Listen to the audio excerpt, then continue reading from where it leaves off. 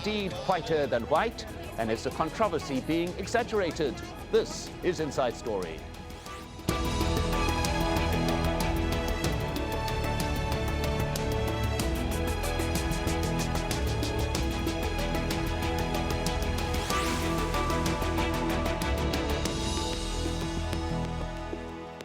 Hello and welcome to the program. I'm Mike Hanna.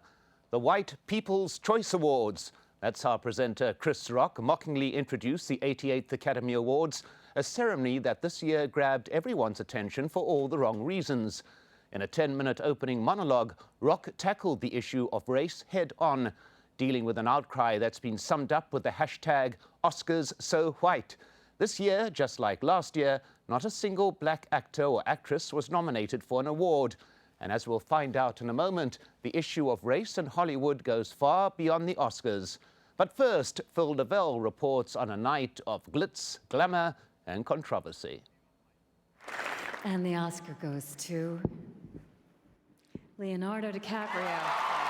Well, they say good things come to he who waits, and Leonardo DiCaprio has certainly been waiting for this. 5 times before tonight, he had come close, but this was to be his night at last.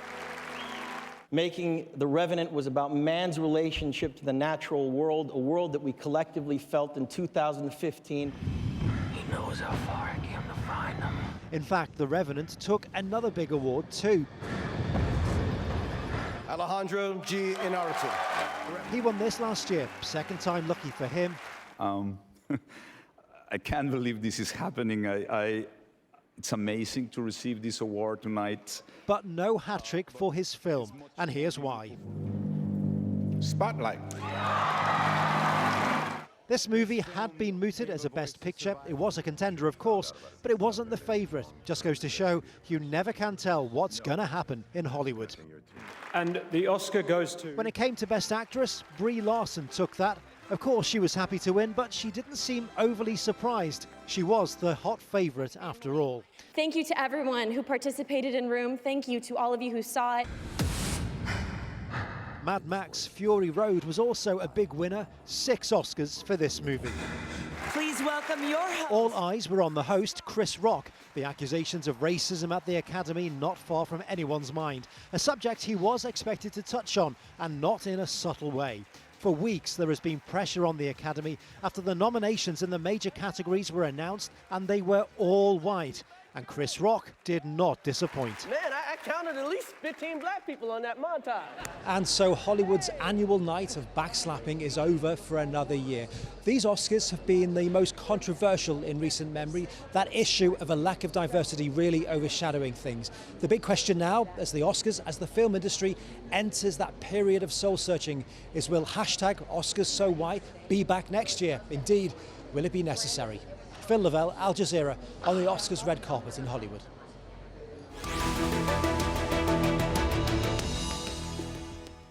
Let's now bring in our guests for today's discussion. In Philadelphia, David A. Love, executive editor of internet magazine blackcommentator.com. In Baltimore, Anne Hornaday, Washington Post film critic. And in Portland, Donald Alexander, award-winning writer and creator of cultural content. Welcome to you all.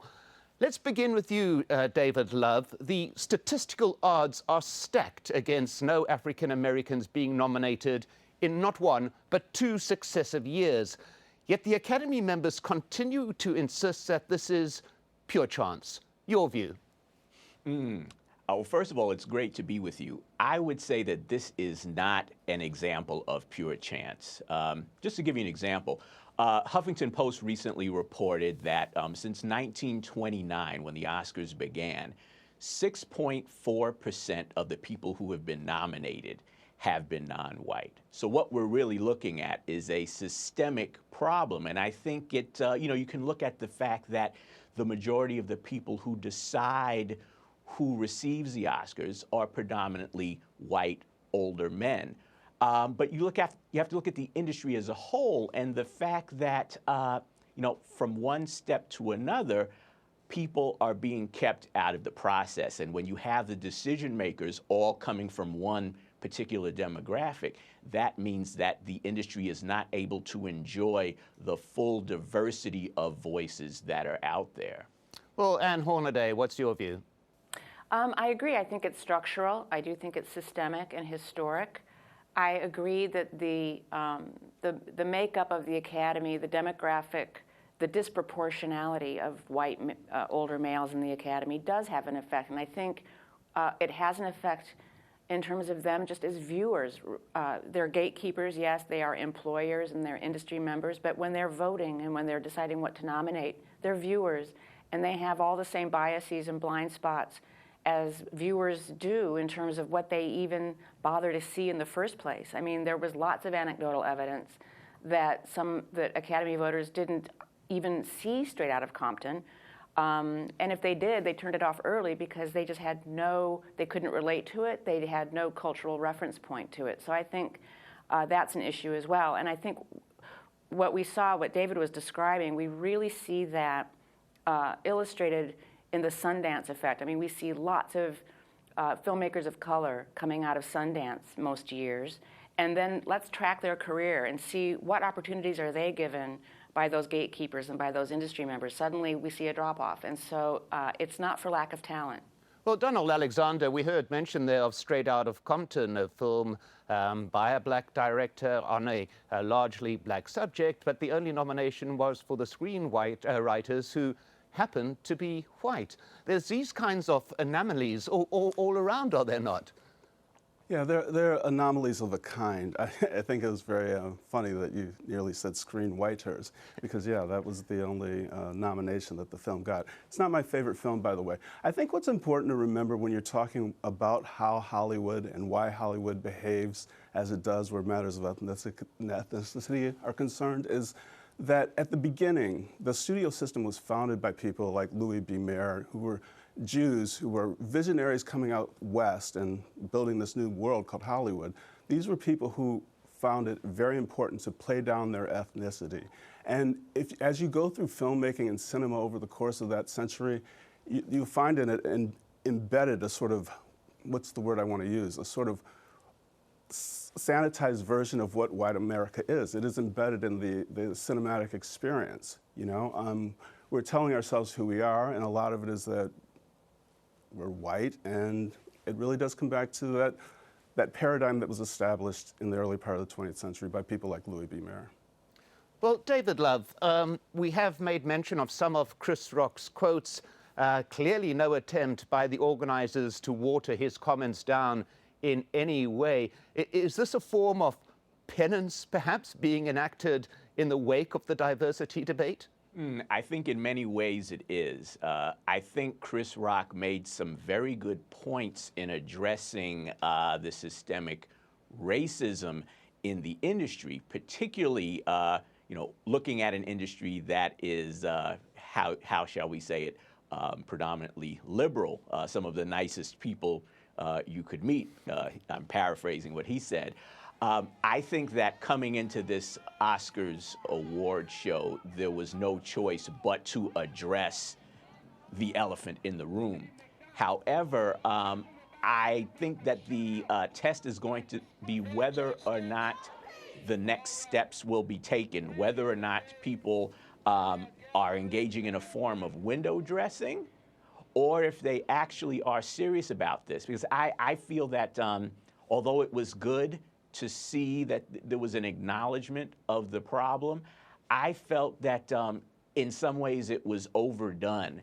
And frankly, at times it seemed to be almost poking fun at the issue of diversity. I think, Chris Rock is obviously a comedian, and we can all have a sense of humor and laugh.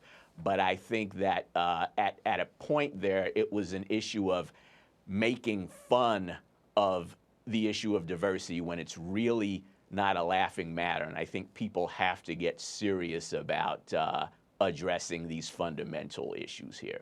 Anne Hornaday, one point that must be looked at in this debate about lack of nominations for African Americans, but statistically at least, it is Latinos who are most marginalized at the nominations. We mentioned that African Americans, who comprise 12% of the US population, have received 10% of Oscar nominations since 2000. But Hispanics, who are 16% of the population, received only 3% of nominations. This system of marginalization, this discrimination, goes far beyond and far wider the debate which got all the publicity, does it not? Absolutely, and I think for much of last year, let's not forget, we were talking about discrimination against women of all races in that industry, and to the point where there's even an Equal Employment Opportunity Commission investigation of systemic discrimination. So I definitely think we should pull the lens back. I mean, one of my favorite bits from last night was the person on the street interviews that Rock was doing from Compton, where he was, people were weighing in on the Oscars, and one gentleman took an award in his hands and said, "This."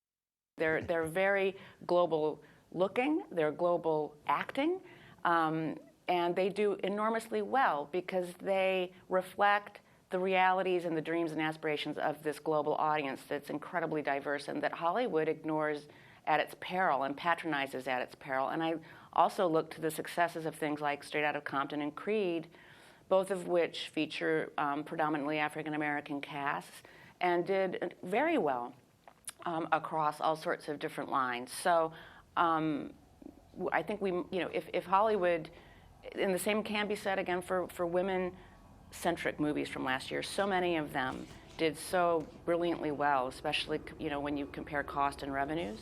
So I think that in many ways the box office bottom line will help nudge them toward doing the right thing. I'm going to return to that issue of gender in a moment, but Donald Alexander, I just first want to address the argument that some are advancing that black actors are not necessarily underrepresented. The issue is, it's just that the white ones are hugely overrepresented. What's your view of that point? Well, that's an interesting perspective. I mean, you can debate that, but I think what we're talking about, representation is one thing, but the quality of the product that these actors are in or something else. You're never going to have nominees if the sorts of scripts that are handed to black actors are just commercially viable. I mean, I know for a fact that the scripts that are turned in are largely by white male writers, and white male writers are great. Some of my favorite writers are. But in terms of like conveying the actual experience and providing opportunities for actors, this stuff has to happen at the front end. There has to be an outreach to them with quality scripts, not the sort of films that are released in February and March that are, they're going to hit at the box office, but they're not going to win any awards. Well, as we've heard a number of times, that Hollywood is, in the words of one study, an exclusively straight white boys' club. Of the 6,000 or so voting members of the Academy Awards, 95% of them are white. Only around 2% of voters are black, and less than 2% are Latino. But the problems go beyond race. A recent study found that women and girls make up less than 34% of the characters in movies and scripted series. And behind the camera, women were hired to direct less than 4% of movies. We appear to be looking at a culture that is embedded in discrimination, David Love. It is not just an issue of racial discrimination. We also have that clearly defined gender bias that is embedded in the industry, it would appear. Yes, there is no question. I think that the issue of diversity or inclusion as far as African Americans and black people are concerned has received the most attention. But yes, there are so many demographics that are being excluded, including women, Latinos, Native Americans, Asian Americans. And to the extent that the Oscars validate the industry and validate the people in the industry and decide who makes money, who receives the jobs, it's very important to make sure that the so-called gatekeepers are an inclusive group. If you have simply one demographic making all of the decisions, deciding what is worthy, then we're going to have this problem time after time. So yes, it's also an issue of gender, of not having women represented, and people with diverse viewpoints. So yes, it's much larger, and I think that to simply focus on African Americans, while instructive to some extent, I think it tends to downplay the full extent of what we are looking at here. Anne Hornaday, I just want to return to a fascinating comment that Donald Alexander made a short while ago about how this lies in a historical view of how America sees itself. That traditional vision of the American hero as a white, strong, silent type, which once again has appeared to imbue the industry. It imbues the writers, it imbues the directors, and it imbues the actors. What's your view of that position? I think it's an absolutely fascinating point, and I'm so glad that Donald brought it up, and I wish I had. It's so smart and right on. I mean, that's exactly right. That from those early days, film was used as a dominant narrative medium to project our most idealized, aspirational version of ourselves. And in the case, I think he's exactly right, that version was that lone sort of great white man. And let's not forget, too, that racism is literally embedded in the grammar of the medium with a movie like The Birth of a Nation, which did so much just artistically and aesthetically to move the medium forward at such an psychic and political and social expense. So it really is, I mean, these values are deeply embedded, even in the material medium itself, in terms of the tonal values that it picks up on skin tones.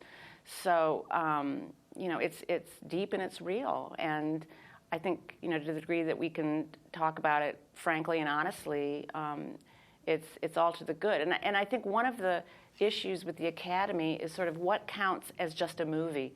You know, I mean, historically, the films about Black people and the Black experience, or featuring African American actors, tend to be sort of about race explicitly, or about slavery. I think another frontier is just when can a movie featuring mostly African American or Latino actors, or when can a movie that centers around women not be a women's picture, not be a quote-unquote Black movie, whatever that means anymore, and just be a movie? When can these things be, when can these characters be the normative, just as the white male has been normative for these many, many decades?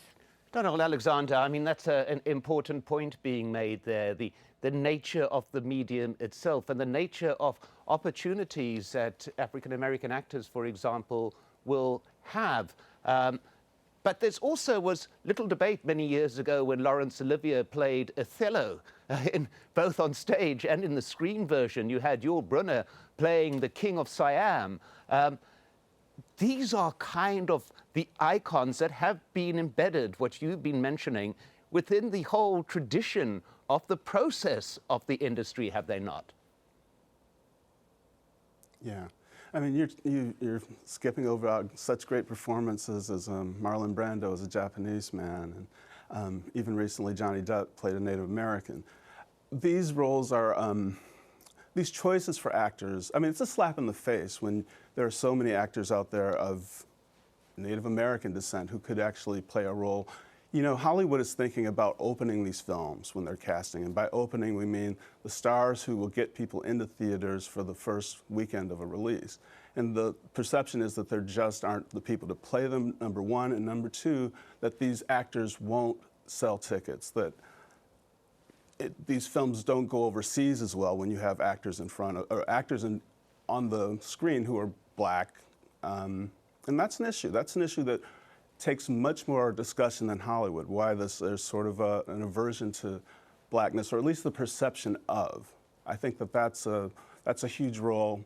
We're talking about actors who are dying to be in cinema who just can't do it. Television's a much different place. It's a little more accepting right now. This new president at ABC is a black woman, and that must portend some change. David Love, we've been looking at the gloom and doom aspect of the diversity or lack of diversity within the industry. How does it change? Where do you get the whole system turning itself around and creating a non-racial environment in which there are opportunities for all, regardless of race or gender? I believe that this is an opportune time for change, and clearly it's nothing new, but I think that because of what is going on in the greater society with the Black Lives Matter movement, finally people are taking a close look at systemic discrimination, institutional racism, long-standing forms of injustice and oppression, and to the extent that people have their attention fixed on that, then I think that we have a window of opportunity to discuss these issues in the motion picture industry. I believe that what is really needed is a double approach. On the one hand, people within and without the movie industry have to apply pressure and make sure that there are more people at the table, that there are more opportunities for actors, that directors and writers of color, women, others are getting the attention and opportunity that they deserve. At the same time, I would say that those groups who have been excluded from the process also have to find a way to empower themselves, to band together. And when there are cases where, say, Latinos or African Americans are not seeing the types of films that adequately represent their experiences and their voices, then they have to find mechanisms to be able to create and distribute and promote those artistic works. And the industry, I believe, should have a role in facilitating that process. Donald Alexander, very quickly there, we heard the phrase empower themselves. What's your opinion of that? Well, if you mean by empower yourself, if by empower yourself you mean reaching out to platforms like YouTube, even Vine, that's happening. There are Vine stars and YouTube stars who have followings that aren't necessarily as celebrated as Hollywood stars, but their projects and their presence is undeniable. They are filtering into, they're becoming players of their own. That's a kind of empowerment. The other empowerment, I feel like I go back to this over and over, but we're talking about story. We're talking about telling American stories for the world and for America. And at that point, the point where we stop seeing black talent and putting black directors and writers into the equation as some sort of welfare thing, then we'll begin to have some progress. I think too often we're not valuing just the pure treasure of story, of learning about our culture. We wonder why we don't get along, why Donald Trump has so much success. And then you have to look at the stories that are being told. You'll find that connection. You'll find that disconnect, why there is that disconnect. Well, it's a discussion that we could have for hours, but all good things must come to an end, and certainly in this television service. My thanks to all our guests, David A. Love, Anne Hornaday, and Donald Alexander. And thank you too for watching. You can see the program again anytime by visiting our website, aljazeera.com. And for further discussion, go to our Facebook page. That's facebook.com/AJ Inside Story. You can also join the conversation on Twitter. Our handle is @AJ Inside Story. From me, Mike Hanna, and the whole team here, goodbye for now.